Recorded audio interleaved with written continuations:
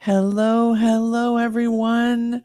We're back. Right, Catherine Seo? Or we back or what? We are. I have to share. We started this as a 6 week. Lisa said, let's do 6 weeks. We'll do 6 weeks for the runway for our event that happened. And then, well, thank you, ladies. You all asked for us to keep coming. So here we are. Yeah, here we are in an epic way. And I think, Catherine, what's so cool is when we did these 6 weeks and we got the feedback that we got, people were saying, I feel like I'm in your conversation. I feel like we're having a heart to heart. And we both went, oh, that's what we call our events. That's the core value of our community. So you might notice a slight change to this, which is instead of between us, we're now calling it heart to heart because we're going to have heart to heart conversations. Which is what we do with everything we do now. So we finally, I think it's been happening now for a long time. I think we're finally recognizing it enough to just call it that. What do they Yeah. say? Call it what it is. Call it what it is. So, hey, wherever you are, whatever platform you're on, LinkedIn, Facebook, YouTube, Instagram, if you can drop in the chat where you're live with us, that helps us see the reach. And we invite you into the conversation. And it's not just going to be Catherine and I today. We have a special guest, and I can't wait to bring her up. But I want to plant a seed for you and say that when you share your story, there's power in that. When you share your story, there's power in that. And so Catherine and I had hosted a webinar about advocating for yourself in the workplace. What do you need? How does it work? How might we? And we did this conversation. And what happened was I started getting outreach on LinkedIn. So our special guest today was in that webinar, reached out to me on LinkedIn. We had a wonderful conversation. And I thought her sharing her story today is going to impact so many more of you. So, Catherine, are we ready to bring Diana up? Absolutely. All right, Diana, come on up. Hi There there. she is. Diana's here, everyone. Diana Dimmock. Hello. Hi, Lisa. Hi, Catherine. Hi, Thanks so much Diana. for having Welcome. me. Yeah, welcome to Heart to Heart. Let's have a heart to heart, Diana. How does that sound? Sounds great to me. That's great. So, before I get into a full on bio, I think what was so compelling for me is your email on LinkedIn, your outreach on LinkedIn was simply, oh my gosh, I went to that webinar and what you shared worked. So Yeah. I'd love to just start there. Like, what made you say yes to the webinar? Why did you reach out? Like, what's going on in your world? Well, what's going on in my world is I was only diagnosed with lipedema in the last month. So I'm a brand new lippy baby. Yes, And welcome. I originally was told by my massage therapist that I had lipedema as well as lymphedema. So I have what's called lymphedema. And I started to do some research, and he said, hey, you should go check out this documentary that Catherine did. And so I started there, and I was able to watch some of the webinars, including the one where you said the word because. And that, it honestly hit me like a truck because I realized that for me, I have to give a reason why I need accommodations because that helps someone not only empathize with me, but it's also making sure that I voice why I need that. And I think that's something that a lot of us have probably faced is that our voices have been silenced, and sometimes by ourselves and sometimes by others. And using that word is really, really powerful. And I'm now an accessibility, not only an advocate, but I'm a consultant and educator as well. And accommodations are part of that. Is asking for accommodations is huge. So I really, really thank you, Lisa, and thank you, Catherine, because without you two, I would not be where I'm at right now creating this course that I'm creating. I'm doing a course on self-advocation and how to ask for accommodations, and it's called Self-Advocation, Shifting Embarrassment into Empowerment. And I'll get into my story a little bit about that if you'd like.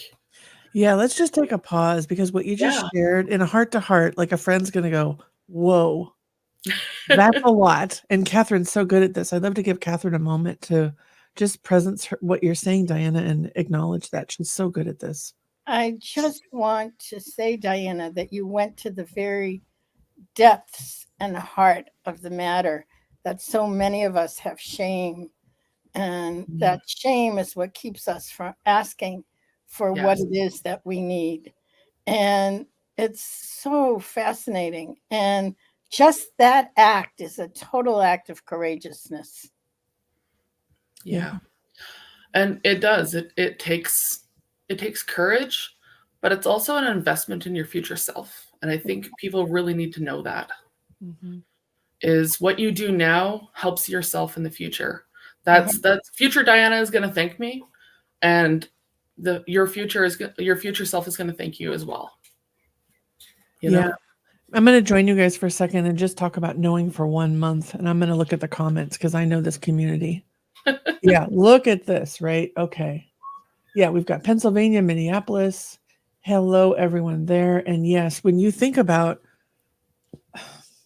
a month, you're in a massage, they're working on you, and all of a sudden they're like, hey, we think you have this thing and you should go watch this documentary. Yeah. And I think one of the things I've noticed is we've waited so long to figure out, and when you figure it out, and I don't mean wait, like we're just sitting around waiting for it. No, we're like trying to figure this out. And then when it clicks, it's like, how fast can I take action? I now know what this is, but then it becomes this big, overwhelming, where do I start? What do I do? How many things can I possibly do at once? And Diana, the reason I wanted you here so early in your space because of the conversation we had was, I think the way you talked about releasing the shame, because we talked about body size and how do we ask for accommodations at work even before we knew what we had. So Yeah. I'd like to do, I think, 3 things in our time together today. One, you're in Canada, and we know Canada needs every advocate on their feet for sure, doing whatever they can, or in their chair with their voice, wherever they are. We know we need to talk about Canada. I also really hope we can share the story of your successful thing with the benches. I'm just going to plant that seed for folks. And then third, just what you've learned so far in the short amount of time about the community and what it means that as we come together in heart-to-heart conversations. Anything you want to add, Catherine? And then we'll let Diana choose her own adventure. I think that's perfect. Okay, cool. Yeah. So I will bring up a couple of stats just because I think they are important. So lipedema is not recognized as a disease in Canada currently.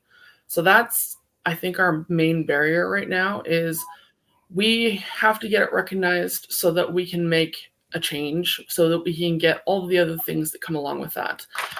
There's no training provided for doctors right now. Unfortunately, I ended up having to bring information to my own doctor. And my manual lymph drainage massage therapists and occupational therapists are the ones that know the most about this right now. And so that's how I found out. There's also no health coverage for any of the garments, any of those things that I have found so far. And there are no surgeons in Canada to provide lipedema reduction surgery to improve mobility and quality of life. And I want to quickly touch on that bit for a minute, because when there's no surgeons, that means we're going out of country. And out of country starts at about $15,000 Canadian. And that's a lot of money. Like that's half a car, or maybe that's that is a car. But also we're having to go out of country. So there's other added financial aspects to that as well. Patients are actually remortgaging their homes, and they are using all of their retirement savings to be able to afford surgery. Now, I don't know about you, but if this was a heart attack, would patients have to pay out of pocket in Canada? No. Would we be refused care or not given care? No. And I think that's a really important thing to bring up, because we need care just like other patients with other medical conditions, Yeah. And yeah, that's one of the things that I really wanted to bring up as far as Canada goes. I think it's important. And Catherine, I'm going to ask you to comment on it, because one of the things that Catherine's been spearheading, I mean, she's the person who created the documentary that even got it on the map for people because they could see it through the patient's eyes. But a paper just came out that I think is going to help Canadians too. I know that it's not a Canadian paper, but Catherine, you and the 9 other authors defining the research case definition, how might this be useful for Diana and her Canadian, actually the world? Well, Diana, I will, in fact, we'll put the link in the chat to the paper. It's just being published in Lymphatic Research in Biology, which is an academic scientific journal. But it's really looking at the definition of lipedema. It's interesting. First of all, there's been so little research over the years since it was first identified in 1940 by doctors Allen and Hines at the Mayo Clinic here in the US. But of late, the past 10 years, they've started to do more research. Even with the research that's being done, in order to have rigorous research, you need to know that your subjects have the disease. And there's been no map for that. There's been no roadmap for that. So over the past several years, there's 10 of us that have worked on this paper defining what is lipedema. How do you know it's lipedema? Because the diagnosis is what's called a clinical diagnosis, which is an assessment based on history, based on symptoms, based on physical palpation. It's not like, with diabetes, you take a test and you find out the level of your sugar in your blood. Lipedema doesn't have that. So what the paper provides is an actual framework, is what we call it, a framework for a lipedema diagnosis for research. But that diagnosis applies, framework applies to diagnosis. So it helps any clinician who has any interest at all very quickly to be able to understand the complexities of the disorder, how it presents, and that in fact it can be diagnosed, which is pretty cool. That's what I'm looking forward to that one because I love bringing research to my doctor. Yeah, what's really cool about it, Diana, too, and I think it's important for your Canadian community to know that there are graphs and charts and criteria so that you don't have to just have your CLT say, I think you have this, but you go into your doctor and say, look, this is real. These are the things. And look, I have all these things. And then let's talk about it. So I think it's in my opinion, it's a game changer because it's never been defined in this way before.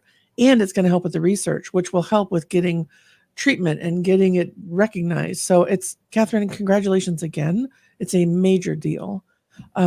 So I wanted to say that when you're bringing up the statistics, because it's frightening. And there's a lot of people around the world who understand, and then there's so many more who don't. So the statistics matter. And if we can, I'd like to shift a little bit to one of the topics today is how to advocate for yourself. So you bring the paper in and advocate for yourself. But Diana, you have a wonderful story about, staying in a job you love, doing work that you love, and figuring out oh, I can't stand or walk like I used to. So I think it would really help people if you'd share that story. Yeah, absolutely. So this was when I was working for a museum in 2021. And I started out, I was super excited about the job. I was doing a job where I would be interpreting history to the public. And right before I started the job, the week before, I ended up injured with a leg injury. And I thought, oh my gosh, how am I going to be able to do this job? I really want to do this job. I'm super passionate about it. I love it. How do I do this? And I realized that I was going to have to just talk to my supervisor and tell them that I came in with an injury. And it made me embarrassed. It made me feel very vulnerable to share that. And I did it anyways, because I realized that it was either that or I wasn't going to have the job. And so for me, I talked to my supervisor and I said, hey, I have a leg injury. I still want to be able to do this job, but I do need somewhere to rest.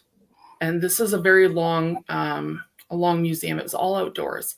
And I said, is it possible to get some benches put down just so I can rest along the way so I can continue to do my job, but so that I have some place so that I can rest as needed? And she said, yep, let me look into it. And so we worked together and we were able to find benches to put out onto the street. And so we put out all these benches and worked great. I was able to use them. And then by the end of the summer, my leg had started to get better. I was able to do the full walk and everything else. But what I realized is that I wasn't the only one using those benches during the summer. So I realized that seniors were using these benches. I realized that parents with kids were using these benches. I learned that care aides were using these benches. It really affected more than just me in a positive way. And that's when I really realized the power of advocation is what I did for myself initially ended up helping so many other people. And that's what I'm all about, is helping everyone, helping other people as well as myself. And I've learned to add as well as myself, because I think a lot of the times as women, we put everyone else ahead of us. And we just need to bring ourselves back up to that same level as everyone else. It's not above anyone, but it's to the same level as everyone else. And yeah, I realized there was so much power in that. And that's what started me becoming an accessibility consultant and educator. Is I wanted to do this full time. I wanted to make a real change in the world. Catherine, I know that's the first you've heard that story. I want to just give it a moment to let you reflect and respond, because I'm watching it. Like there's so much going on in your head. So what are your thoughts? It's that I really love what you say, Diana, when you say that advocacy leads to empowerment. Because being able to take that step, as I said before, I think it's an act of courageousness, but it's also an act of self-love and self-care, which is so hard for many of us. It's we talk about it all the time in terms of how do you make yourself a priority and make your care a priority when in some ways the culture is saying it doesn't matter, you don't matter, this doesn't matter, when in fact it matters very much. And I think that's what you're stepping into. And I think not only are you stepping into it, you're modeling it for us. You're modeling it for the rest of us. And I think I want to celebrate that. Well, thank you. I appreciate it. Yeah, that's exactly it. That's why I named the course Shifting Embarrassment into Empowerment, because that's what it was, is for me, is I came in embarrassed, and I realized the thing that I came in embarrassed about actually made me empowered at the end. And it was my strength in the end, because that advocation piece where I was so embarrassed to do was really something that helped other people, but also like helped me realize that that was important, you know? And yeah, I'm no longer shrinking myself to fit into spaces or to be accepted. And that's a big part of that. It's so wonderful. When can you give details about your course coming up? When, Yeah, where, how do people register? Yeah, so the best way to do that is I'm going to be putting up a link in my LinkedIn here in the next week or so, and they'll be able to register directly through that. You can also send me an email if you'd like, if that's easier for you. But the course itself is basically all of my lived experience advocating for myself, as well as everyone else that I've talked to that have talked about advocating, including Lisa saying that word, because that's in there. And I thank you, Lisa, because I put that in there, and I realized that, you know, some people don't always know where to start when it comes to advocation, and I broke it down into steps. It doesn't have to be an in-person, face-to-face conversation. Sometimes that's very intimidating for people. Sometimes it's an email. Sometimes it's a phone call. Sometimes it's bringing in a script with you and just handing it to a doctor if you're too intimidated to talk to them person to person. And that way it's manageable for everyone, but it's also going to start with whatever comfortable level that you're at. Yeah, might I join in just a second on this word because there may be people that didn't go to our webinar, and we'd love to give everyone the same tip. Yeah. Mhm. So I spent a lot of time in my career in corporate helping people prevent burnout, and then I burnt out. So, we know how this goes. When I burnt out, I started to realize I hadn't advocated for myself. I hadn't asked for what I needed. I had put all my needs aside. And so what I've learned with lipedema is you are ripe for burnout as well. So we did this workshop to help women with lipedema figure out how they could bring up what their needs are in the workplace. And the sample I gave was this research study on the word because, that when you ask for something and you put the word because in there, you have a much higher likelihood of getting someone to stay open to your idea. So in that example, because is great. And yet there's a lot of people that feel like because is justifying. And I shouldn't have to justify. I should just have what I need. So I've been playing around with other words, So for me, one of the things that I really needed was flexibility in the workplace when I was returning from my burnout. And I would say, I care so deeply about this job. And I know I'm at my best when I can rest. So I didn't say because I need to rest. I just said I'm at my best when I need to rest. And then my boss was like, yeah, what do you need? And I said, well, the commute is horrible and I want to come in later and whatever, right? It was fine. It was fine. But I needed to figure out what was underneath my ask and why was it important to the decision maker. It couldn't just be about me. It had to be about the work. And I think your example of the bench was, hey, I love this. I'm great at it. I don't want to miss out on doing great things for the museum. This would help me be at my best, right? Because so there's just this nuance of owning not just that you need something, but why it's going to benefit the business too. And it could simply be so that I can be at my best in this role. For me, one of the things that I know for sure is I need my legs elevated. I do. So I have a footstool under my desk. And I went to my husband. He's not my employer. He's my partner. But I just said, at the end of the day, with my legs down like this, they're swollen and they hurt. My CLT had said if I could raise my legs, it would be better for me. And, because it would be better for me, can you help me find a footstool? He doesn't need one more thing to do. He has plenty. But of course he went and found the footstool, right? So just explaining it and, here's why. Or you may wonder why. Let me tell you. Or can I tell you why? All of those nuances can help you advocate for yourself in a way that doesn't make you feel selfish and helps the employer, the husband, the sister, the neighbor, the landlord, whoever understand a little more beneath it, which is a heart-to-heart conversation. So there's my little tip on the word because. And I really love what you said about I'm at my best when I can rest, because I think we think of rest as not doing anything, but really it's adding to our health. It's making sure that we have time to come back and be at our best selves. So I really love that, Lisa. And that's exactly it is, you have to be able to ask for it and you have to give a reason for yourself, but also for the employer if that's who you're advocating with. But also don't forget you can come with your own solution.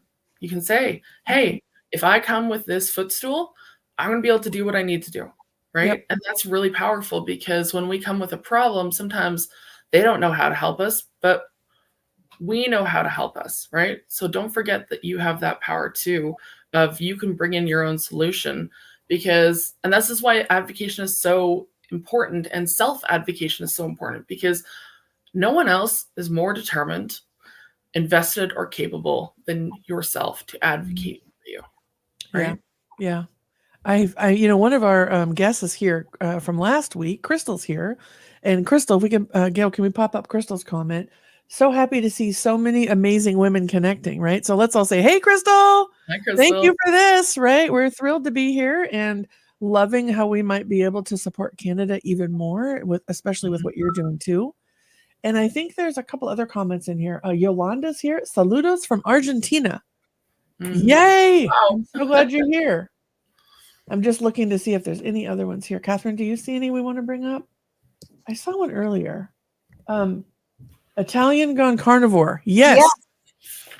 Yeah. I want to know more about Italian gone carnivore. Email me, please. Yeah, so I can relate. I went to physical therapy appointment and the therapist diagnosed me on the spot with lipedema. I realized there was so little in the medical books that troubled me. It's so interesting. So when I thought I had lipedema, I went and found someone on the web who said, lipedema manual lymphatic drainage. And Mhm. when I met with her, I said, do I have it? And she said, I can't diagnose. And I was just Mhm. heartbroken. And she said, but I can give you the look, like keep Mhm. going. And I was just like, oh man, why can't we just go there? So I love that a physical therapist gave Italian Gone Carnivore, yes, on the spot, this is what's up. Yeah, that's amazing. Yeah. I have to pop this up. Yeah. Hi, Christine. Christine says, Italian Gone Carnivore needs to be the title of a cook. I agree. Italian Gone Carnivore, put your name in the chat for me. I want to follow up with you. That's so awesome. I love that. That's awesome. Hi, folks. Juanetta's here. Oh, Juanetta's here. Hey, Juanetta. This is great. Yep, people are connecting. Awesome. So, Diana, we had 3 topics, and I'm so much here. I forgot my third one. This is heart to heart. I would say I was so excited. I forgot the next thing. We had Canada. We had accommodations. Oh, and we had your story. So I think, yeah, anything else you want to share about your story, just in the journey? That's a heart to heart right here. I think the biggest thing that I've realized just in this last week is that the hardest part with lipedema for me personally was realizing that because I wasn't getting anywhere with weight loss, because I wasn't able to make a real change in my body over so many years, what that really did to my confidence, what that really did to my belief in myself, because I didn't believe that anything I did made a difference. Mm-hmm. And so at some point I stopped caring for myself. I stopped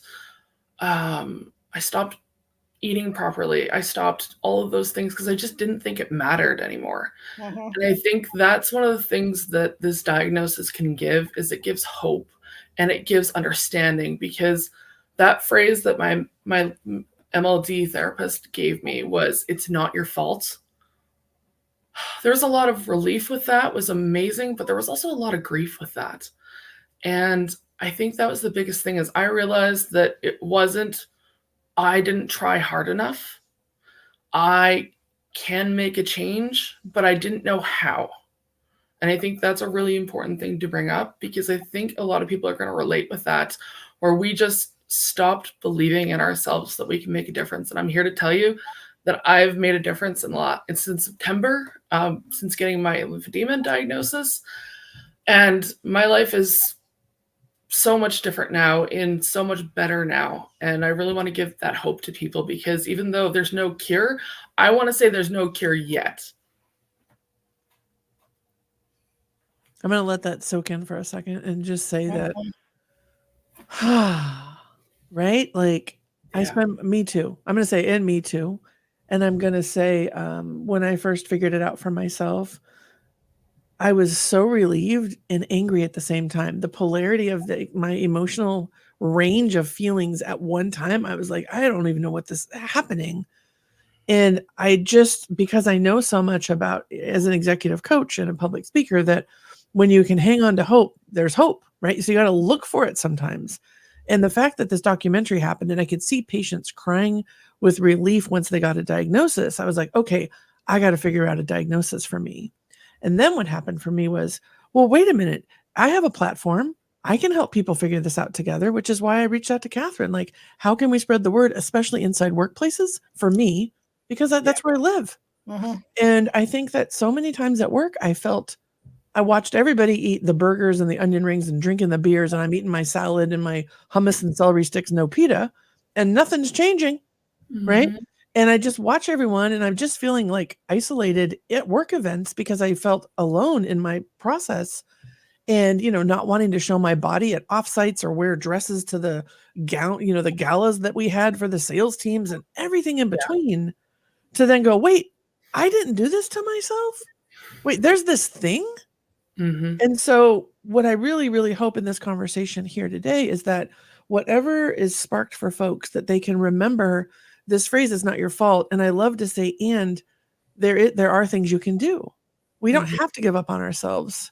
And, Catherine coached me from the beginning, and I went from being in a scooter to walking without surgery. That's not saying I'm not going to have surgery someday, but I'm like, how do I help myself right now with the holistic approach of Lipedema Simplified? Because I knew I had done damage to my body with my mind, my choices, and my despair. So what can I do to get back to loving myself to then take that next step? So I think, thank you for sharing that, Diana. And Catherine, why don't you share your journey of despair to hope? Oh, I want to say that, yeah, I'm always hesitant. I had a rough, there are some people where surgery is not a good match, and I was one of those.